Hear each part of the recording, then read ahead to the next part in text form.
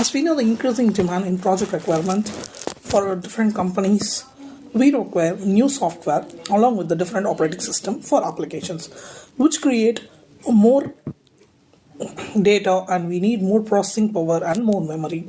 But there is a way to overcome such situation which is known as virtualization.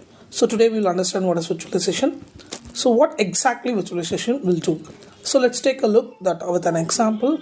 So here's a person who is working as a software developer in an IT firm, and he often has to work on different projects involving multiple operating systems. According to the project requirement, he will need to work on a different multiple operating systems.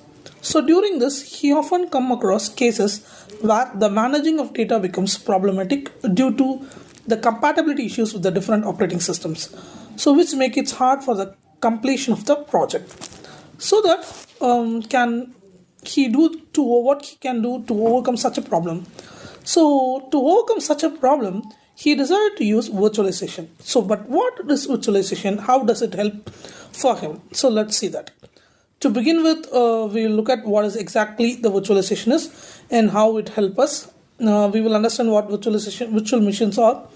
After that, we will learn about the role and different types of hypervisors during the process of virtualization.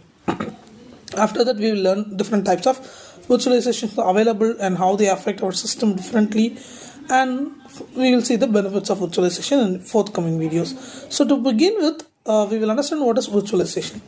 Virtualization is nothing but utilizing software to create a virtual layer over the hardware, which allows system hardware to be used more efficiently and allows an appropriate return of the hardware cost.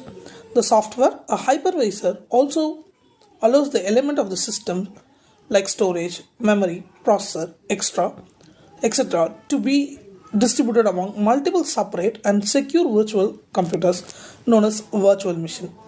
To understand the situation of virtualization much better, let's take an example. So this is the system installed with a Windows operating system, which is officially known as the host OS, where the virtualization software known as the hypervisor will run. And then using the hypervisor software, we can have multiple instances of different OS, including Unix, Mac, and Linux, which are also known as virtual systems or guest OS. The working of virtualization is only possible by the use of software known as hypervisor.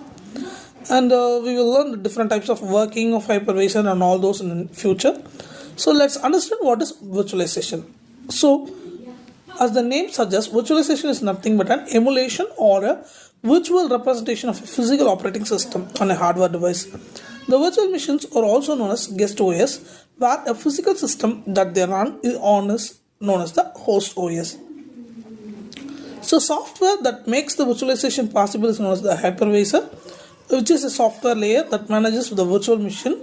It forms an interface between the physical system and the virtual machine, which ensures the proper access of the resources. It is also manages the virtual machine so that they don't interfere with each other resources. If a single virtual machine fails, it will not affect the other virtual machine. There are different types of hypervisors too. The first type of hypervisor is known as the type 1 hypervisor or the bare metal hypervisor. This type of hypervisor directly interacts with the hardware system and uses the resources. The other type of hypervisor is known as the type 2 hypervisor, which runs as an application on the host operating system, and the hypervisor also coordinates with the virtual machine of a resource management. So that virtualization which is help us, let's take a real world example. The hospital is planning to conduct a billing record, all those things in a single server, whereas the doctor need to access the data. Sometimes if the system crashes or whatever failure occurs, he cannot access the data, so that he cannot provide proper consultation. So that they go with the virtualization concept, that each one is running on a single server but on a virtualized platform, so that the billing is separate, pharmacy is separate, and patient data are in separate, so that if a system fails, it will not affect the other data. Each and every person can access the data efficiently. So likewise, the virtualization helps in the today's world to make possible with our everything without idealizing of system.